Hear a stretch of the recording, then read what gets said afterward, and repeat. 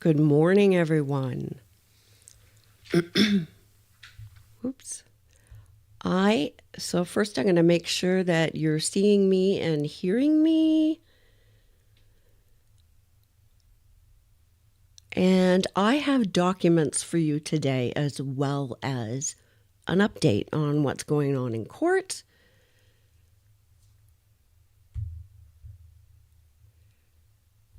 And I'm just going to share my screen here.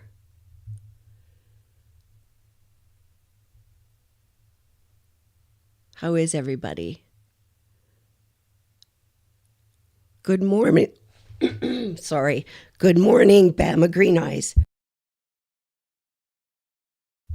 I've been talking too much. Thank you for answering. What do you want first? Do you want the update on what's going on in court, or do you want the document?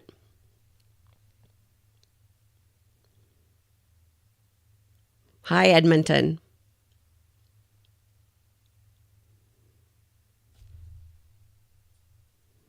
Hi, Katrina from Seattle. Yeah, we're live. Jilbo says she's normally a lurker.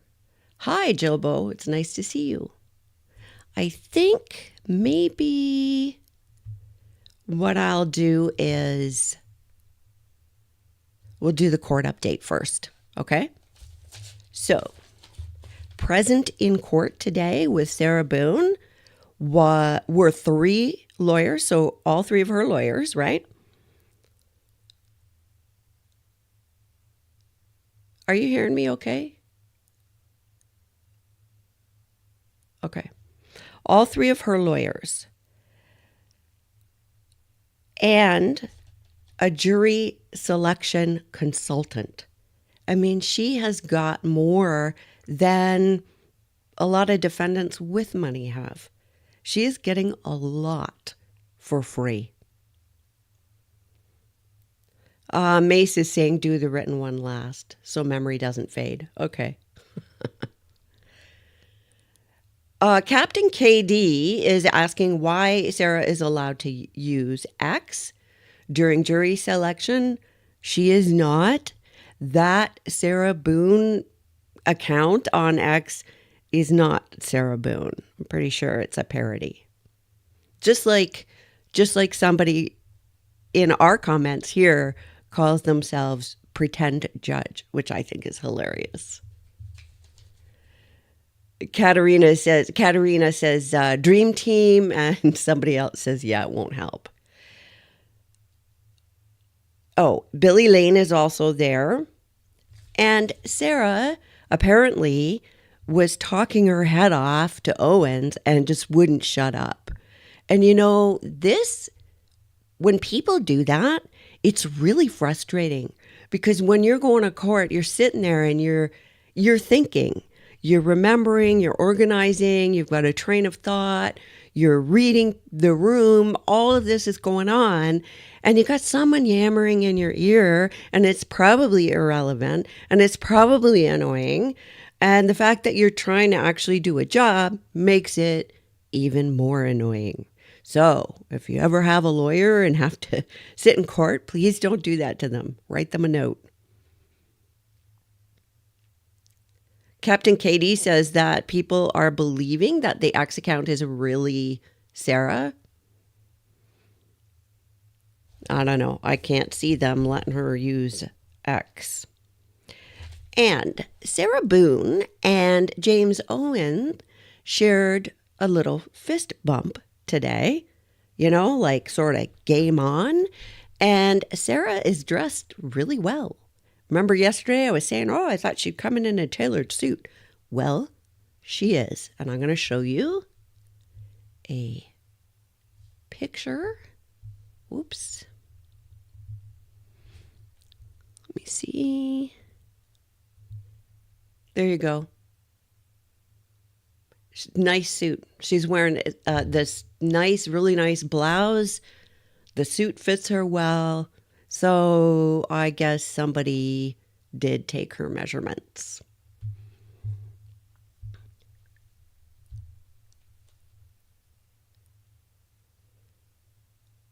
Mace is saying he probably also has to stop and explain simple things to her while all that's going on.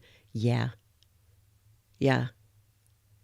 Emily's saying 23 jurors after yesterday's jury selection bodes well for the 6 seated plus 4 alternates being confirmed by the end of the day. What I learned today about how many alternates they want, normally they have 4. That's my understanding. But Judge Kranick wants 8 alternates, and that makes sense to me. She Loves Rats says, I really feel for Owens. Sarah will grill him. You know what? I don't feel sorry for Owens one bit. He knew darn well what he was getting into. They're 2 peas in a pod. He knows what he's doing. Yeah, I'm not concerned about him one bit. I don't feel sorry for him at all. Not So Psycho Debbie, why are they being so good to her? I don't know still what the real motivation is for all these lawyers to be doing this. There is something. And maybe that's just me being cynical, but I think there's something. And there's no reason to not be good to her if it's not taking away from somebody else.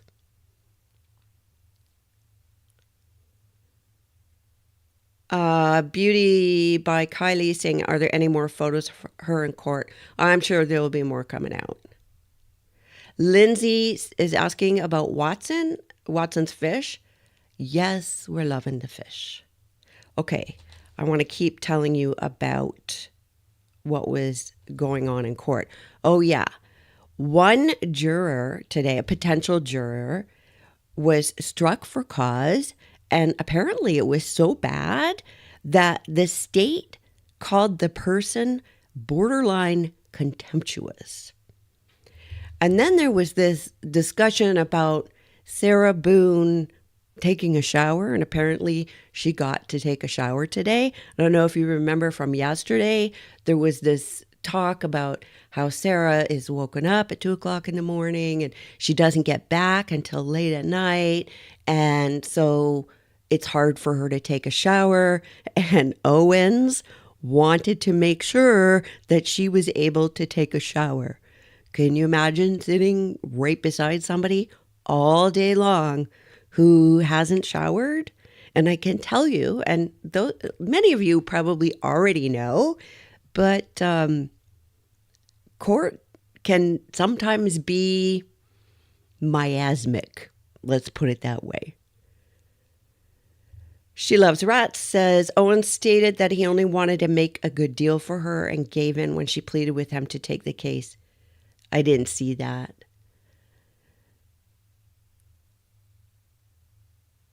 Jilbo says, I knew there would be people trying to get on the jury to mess with it. From both sides, ? I don't know. DB, the lawyers are believing there's a pot of gold and a movie deal at the end of the Sarah Boone Yellow Brick Road. You mean the Sarah Boone rabbit hole, I think. Victoria Lee says, Sarah Boone is acting like she is some sort of celebrity, and this is her big debut. What the heck, Sarah? Yeah, well, yeah, she's always thought that. She's referred to her fans and says it's really important that, she thinks it's important that people from all over the world write her, all her fans. Brad is saying, I don't think that about Owens is a fact. Yeah, that could be somebody's supposition. JG asks, what can the judge do about the shower? I'm not sure. He can make sure that she is allowed access to a shower. Okay, let me keep going here. Yeah, Boone's talking Owen's ear off, the fist bump. I think that's it. Yes, Criminal Minds is asking about photos of her in the gray suit and green shirt. Yep, we saw that. I just actually showed a picture a few minutes ago. Okay, you wanna see the document, or do you want to chat for a little bit? Hi, Mel, I see you.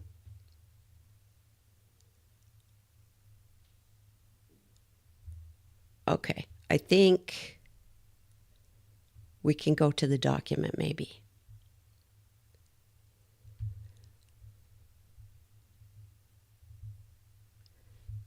So this came up on the docket this morning.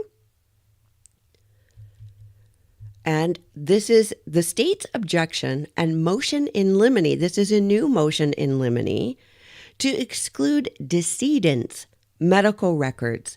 So the defense got a hold of Mr. Torres's medical records and want to use that. So, you think things are private, right? And this is a fear of many victims that accused people will get a hold of their records and try and use that against them. Dave Leo, never read my comments. I don't know. Dave, if I miss them, I miss them. I can't read everything all at once. Live, laugh, love. If she's allowed water in that courtroom, she can slip pills, drugs. I don't know about that. Oh, Criminal Mind says she wants snacks too. I heard that too, but I can't verify that. Okay, back to this new motion in limine. Tonight, the state received 550 pages. We need the count. I can't find it right now. 550 pages of medical records regarding medical treatment the decedent received in 2017 and 2018. Well, if Sarah is going to claim that he is the perpetrator and she is the victim, why is she not presenting them her medical records? They're presenting his medical records? What? Okay. And 2017 and 2018, what about 2020 and 2019? So they're more recent, right? Because recency matters, especially if you're establishing a pattern of something and that something was close in time to the offense in question. So already I have questions and objections right here.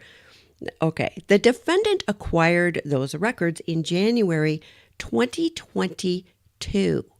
So that tells you that Sarah's had his records since 2022. It is now nearing the end of 2024. So why weren't they submitted before if they were relevant and important? And the state is being given this on the eve of trial.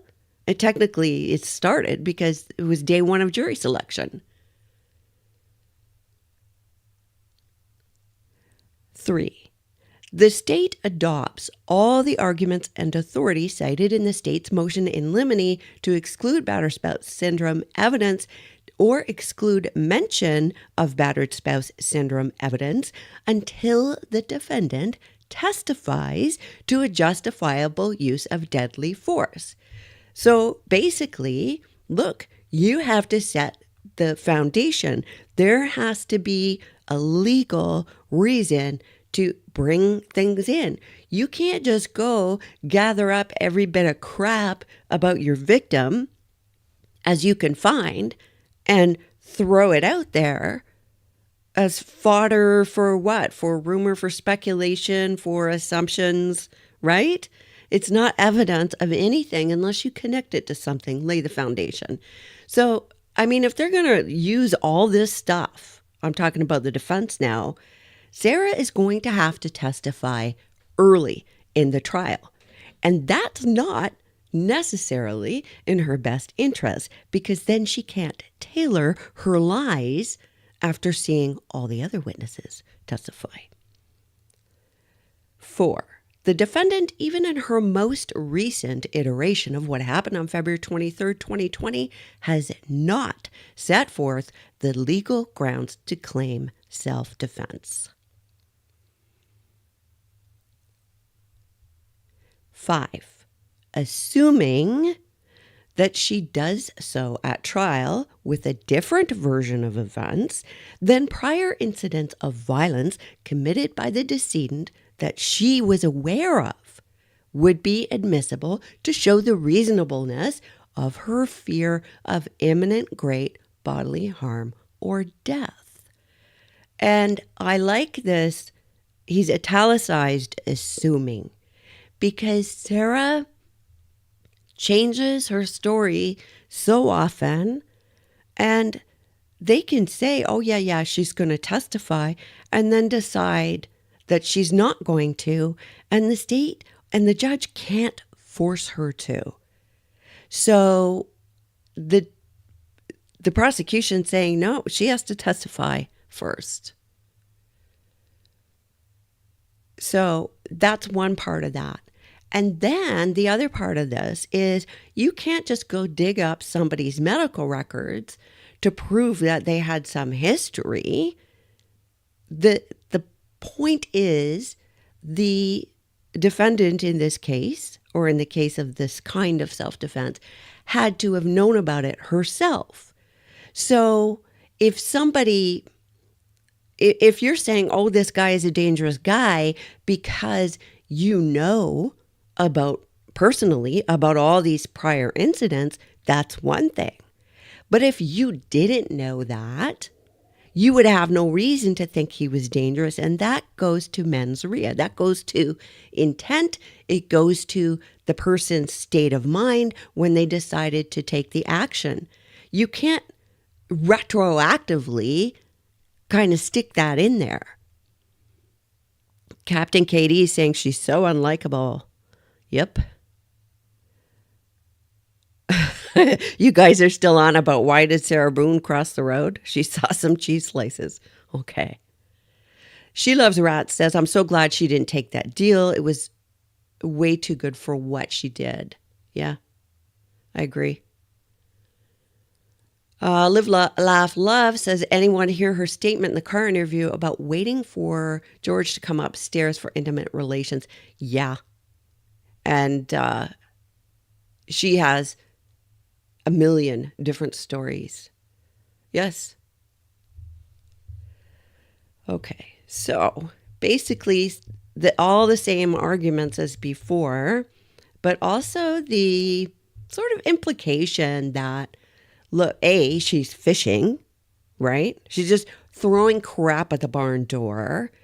And we can't be sure what she's actually going to do, because just because she says something doesn't mean that's going to happen. 6, these records are irrelevant. 487 pages regard an incident on December 24th, 2017, where the decedent was beaten so badly he needed facial reconstruction surgery. This is not relevant to whether the decedent committed a prior act of violence that the defendant was aware of occurring. If the incident that resulted in these injuries is somehow made relevant, the severity of the decedent's injuries is not relevant. If the severity of these injuries is somehow relevant, then the defendant should narrow it down to the pertinent narrative history of what the decedent said happened and the treatment provided. This could be done in a handful of pages. 487 pages? Wow. And this incident, this was when Mr. Torres's brother beat the crap out of him. And Sarah's claim, and correct me if I'm wrong, Sarah's claim was that the brother beat up Mr. Torres because she basically told on Torres and said, yeah, he hurt me. And so the brother beat him up. So is this how she's going to try and prove how horrible he is? So the victim had been victimized before. And this is somehow proof of what? That he's violent or that he was victimized? She was the one who in my opinion, my belief, actually instigated that, knowing his brother was like that, told on him. And this is somehow proof? So, yeah, this makes me a little bit mad. Can you tell? 7. The 2018 incident is also not relevant. The history provided by the decedent was that he put his hand through a glass window the day before, and his wife made him go to the doctor the next day. He received 2 sutures to close a 4.5 centimeter laceration. Well, this one's interesting to me because victims of DV who don't want to report, who are blaming themselves, who are minimizing, will go to the emergency room or go to a doctor and they will say, yep, I tripped. Yep, I banged my face on a wall, on a corner. Yep, it was an accident. And it's getting better now where staff in emergency departments and doctors' offices know that if somebody frequently comes in, if somebody seems accident prone, that you need to ask more questions. So who knows really what happened, how he got that cut? Did he put his hand through a window? And if so, how did that happen? Because you want to bet Sarah is going to come up with a narrative about that. And once again, we will only have Sarah's word because he's not here to defend himself. I'm going to check the comments for a second.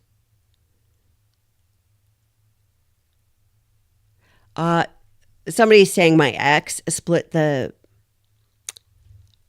I'm just sorry. I'm going to paraphrase because I missed it, but it's important.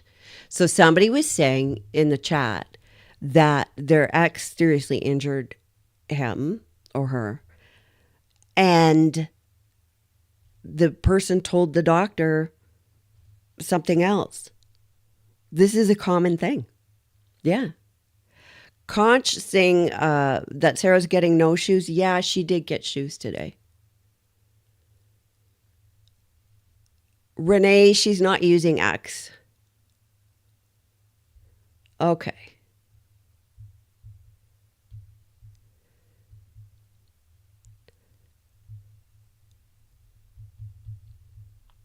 Sorry. So number 8, assuming that the defendant testifies in a manner to make that incident relevant, a couple of pages of these records with the narrative of what allegedly happened and the treatment provided is sufficient to corroborate her testimony. And that's the thing. The corroboration here is that he had an injury. That's all. There's nothing else that corroborates any narrative that she comes up with. And we know she spins yarns like faster than I don't know. I lost the metaphor. Brain fart. Okay. Criminal Minds. I hope to God she doesn't get acquitted. Yes. Okay. 9. Burying the jury with 550 pages of records when nearly all of them are irrelevant, when giving the defendant every benefit of the doubt on relevancy is unnecessary, and the probative value is substantially outweighed by the danger of unfair prejudice, confusion of issues, misleading the jury, or needless presentation of cumulative evidence. And this is interesting to me because he's saying that they talk about probative value outweighing unfair prejudice. He says the danger of unfair precedent, unfair prejudice. And I think a defense lawyer could pick on the word of danger and argue with that. But the prosecution makes a list here. There are a number of issues. And I think the biggest one is relevancy. And I think it's important that courts respect jurors' time. Like, why bury them? And the fact that this was dumped on the prosecution late last night says something too. I mean, I said earlier, I think that Owens is trying to bury the state with work, with garbage. I mean, and they have to go through all this stuff. They can't just disregard it. Somebody had to sit and read through and think about and analyze 550 pages of records while they're starting a trial and then come up with a response. So, I mean, that's pretty crappy. And can you imagine being a member of a jury where you're dumped with 550 pages of records? And you know what happens too is sometimes jurors, because this is not their day job, right? They don't understand what's relevant or what's not. So sometimes they think if something is given to them, that must mean it's relevant to something. So they will connect dots that aren't even there. And yes, people are very easily confused, especially if you bury and overwhelm them. So I think that is a good point. We'll see what the judge does. 10.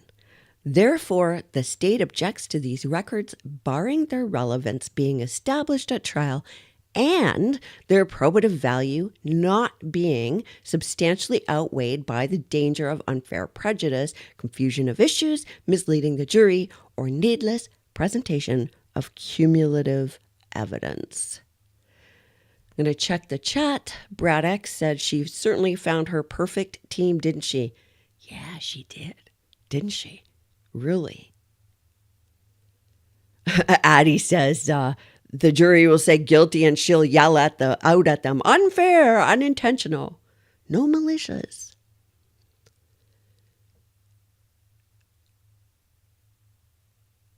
You guys are still asking why Sarah Boone crossed the road. I am going to switch my screen here so I can see more of this chat.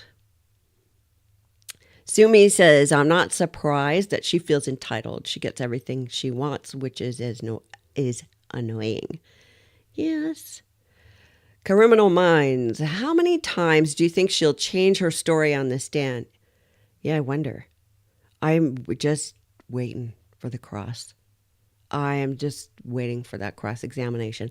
And because the prosecution is handling this the way they are, saying, no, you set a foundation first. You can't just say whatever you want without setting a foundation or promising that you're going to set the foundation. And then get to the end of the trial and either she doesn't testify as promised and all this has been in front of the jury, so you can't unring that bell, right? Or she gets up and tailors her newest iteration of one of her stories based on what she heard in court to cover off all the gaps in her lies. So I'm glad. I hope she has to testify early and then the evidence will bury her. And yeah. Muggs says, won't go good with the jury.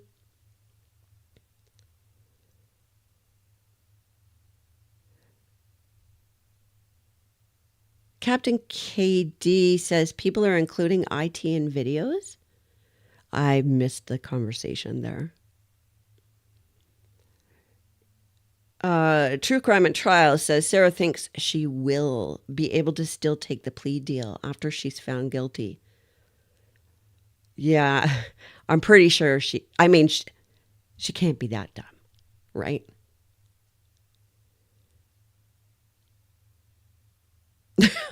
Addie says after the guilty verdict, she'll try to stuff Owens into his briefcase. I probably shouldn't joke, but you got to have a dark sense of humor with these things. Mace says, I feel like they're giving her enough rope to now say, well, you decided this, so here are the consequences. Mace, when you say they, do you mean the defense or the prosecution? Brat X points out that Sarah couldn't even answer one simple question. It really was a simple question at the other hearing.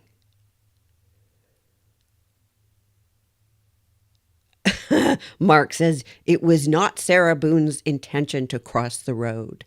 Know that.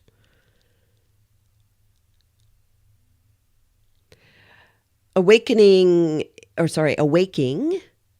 is asking, is jury selection still going on? Yes. And you know what? I am just going to see if I have any updates. So, okay, they had a pool of 50 potential jurors and it's been whittled down to 21. So they still got a way to go. 29 of them were stricken for cause.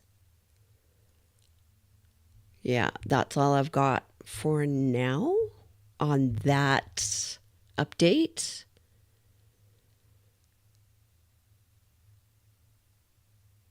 Unhyphenated says, my comments will be behind because I jumped in late. It's okay. Because you know what? Sometimes my comments are behind too. Because my brain is like a train with no tracks. It just kind of meanders. So it's fine. Don't worry about it. And this chat is the best. Like the people on this channel are awesome.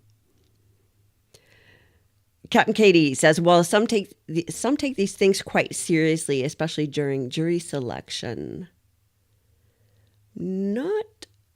I'm not sure what you're referring to. I think I jumped into a middle conversation again. Matuko says, I think she's convinced that her winning personality will sway the jurors. Yeah, I think so too. Hiya, Nashville.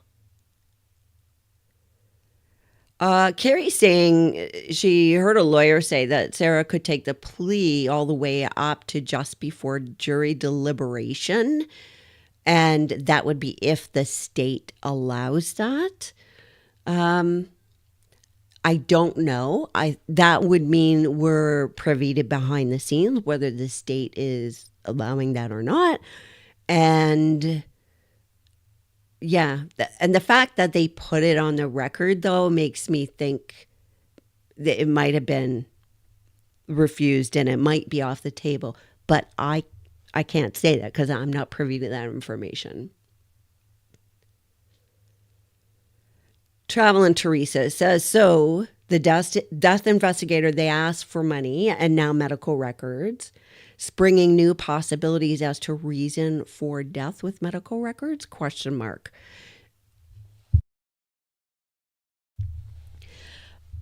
I don't know. I think that a lot of, we know that Sarah in the beginning wanted to suggest that, well, did he have an aneurysm? Well, like what happened? She wanted to suggest that anything other than it being her fault, right? So is that a possibility? Sure it is.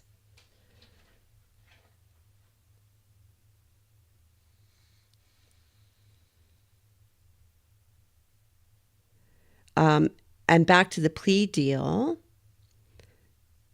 Here, you can take a plea all the way up until the end. You can just decide to plead guilty, but sometimes the Crown will take that off the table and say, look, as soon as the trial starts, or, after the, pre-trial, that's it. No, the deal is gone.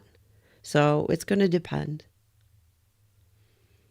Joyce Sinclair, her most recent iteration of what happened. Love it. Yeah.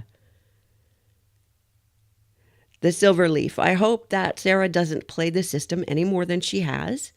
I'm worried that she just wants her truth out and then she will take the deal. I hope that can't happen. I think that Sarah will play the system or anybody or anything to get what she wants when she wants it. That's what Sarah's about. Sarah's about Sarah. So it doesn't matter. If she can find a way to play it, then she will. Carolina Hurtado is pointing out that Sarah did say, even I think it was at the scene, that he had been losing his teeth lately and his chest was hurting.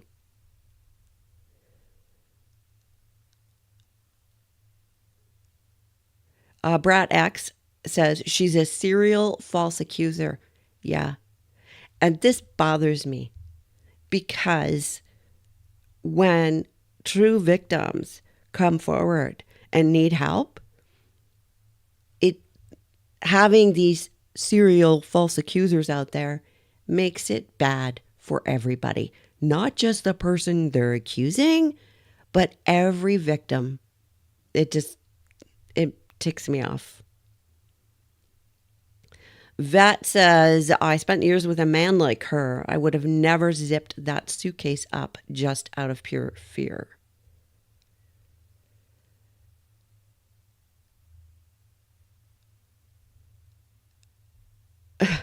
Somebody's saying that, yeah, I'm not going to, you know what, I'm not going to repeat that one.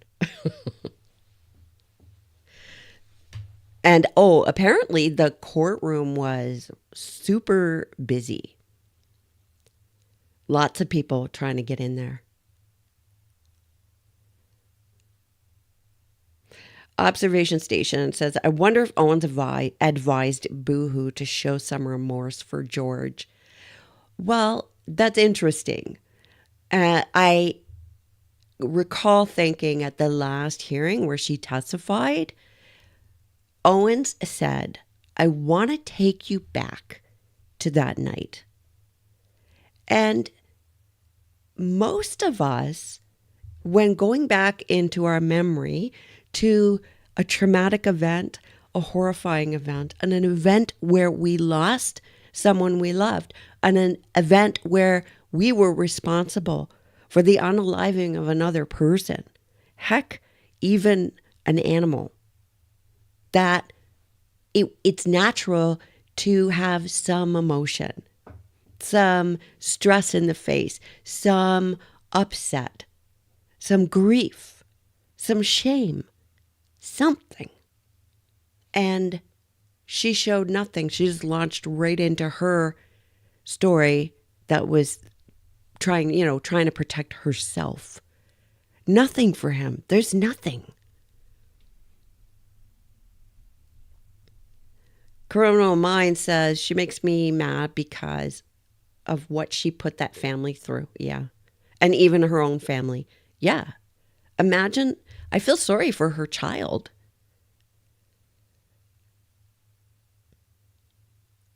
Romeo Saints is asking if Sarah has any family to support her at trial. I don't know.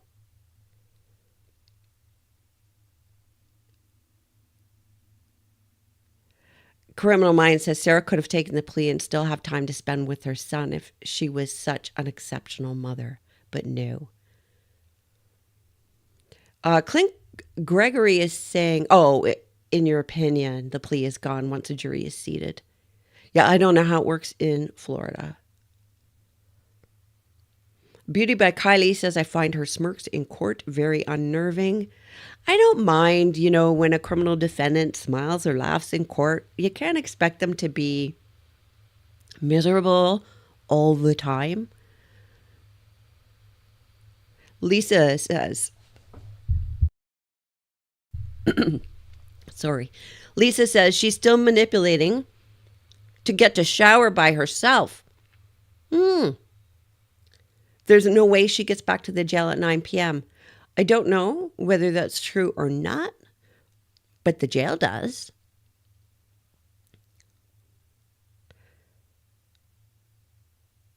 She loves rats. Says, I really believe that Sarah couldn't remember the videos, but she just pointed out that the battery was dying. Addie says, Sarah killed her son's friend in killing George. Yeah, because it was Mr. Torres who spent a lot of time with the child, rode around on bikes, played with him, that sort of thing.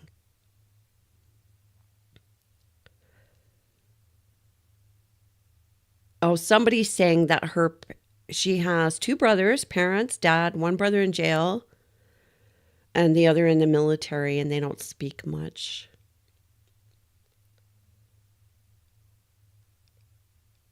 Annie Oakley, when you talk, did I mess up and say crown instead of prosecutor? Or was I talking about the crown when I referred to cases, Canadian cases? It is not beyond me to mess up and say crown instead of prosecutor because it just falls out of my mouth. Sorry. It's a Canadian thing. I'm so used to it.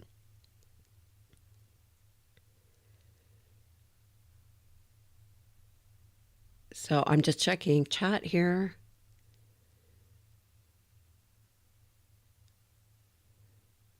Yeah, Nikki is confirming Brian is a witness for both the prosecution and the defense. Yes.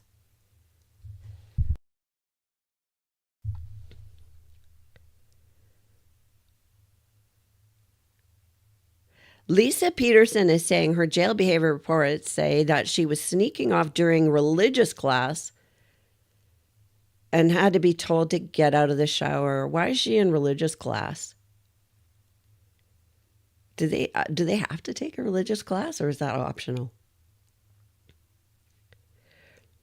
Nikki saying, Lori, we also have the crown in the UK. Yes. For exactly the same reasons that Canada does. Because it is the crown or the king or the queen versus the defendant.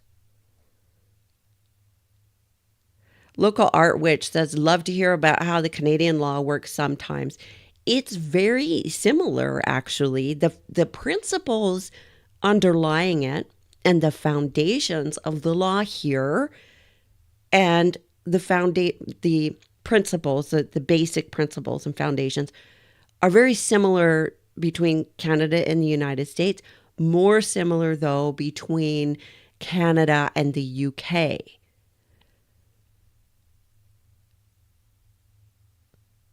Captain Katie says, I do that all the time. Yeah. Fellow hoser, Captain Katie.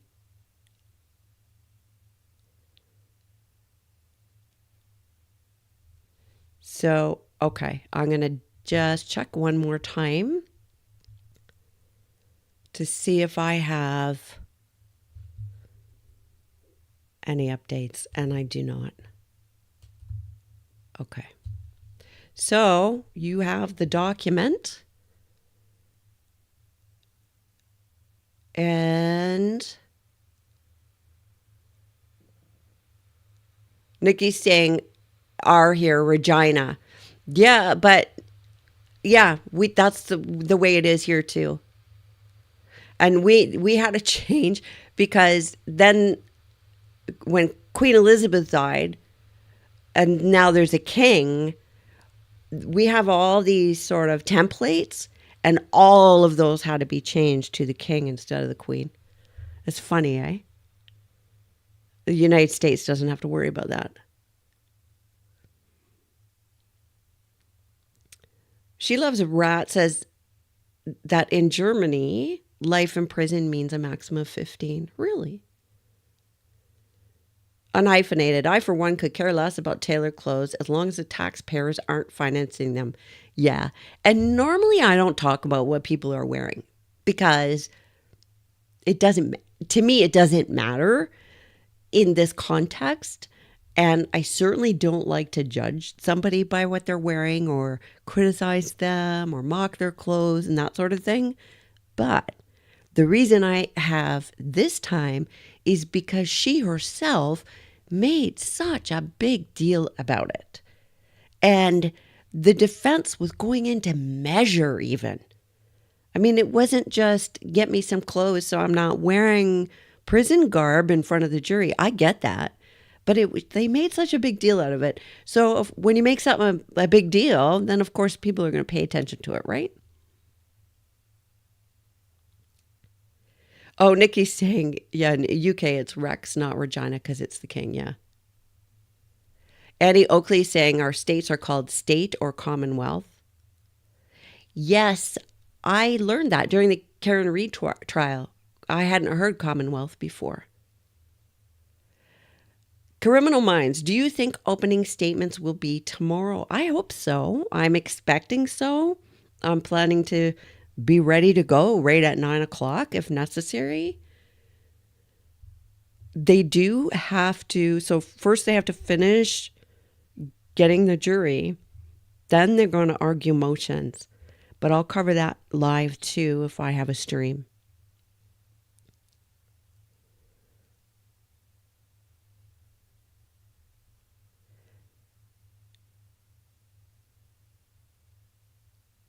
Michelle saying, seriously, every woman knows their size and their true size. Actually, I don't.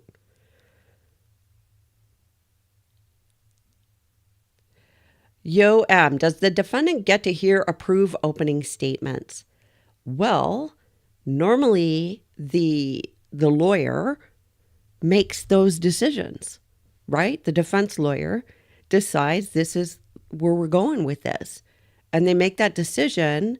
And most of the time, the defendant doesn't demand an accounting. But with Boone, who the heck knows? And Owens seems to be managing her, unlike others. So who knows?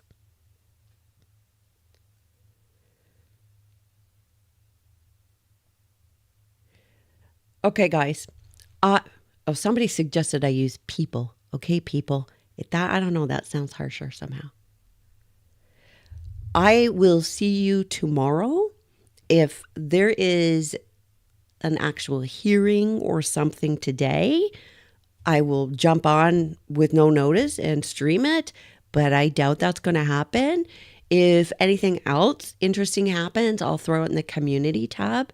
I think, just giving you little tidbits isn't worth doing a whole stream.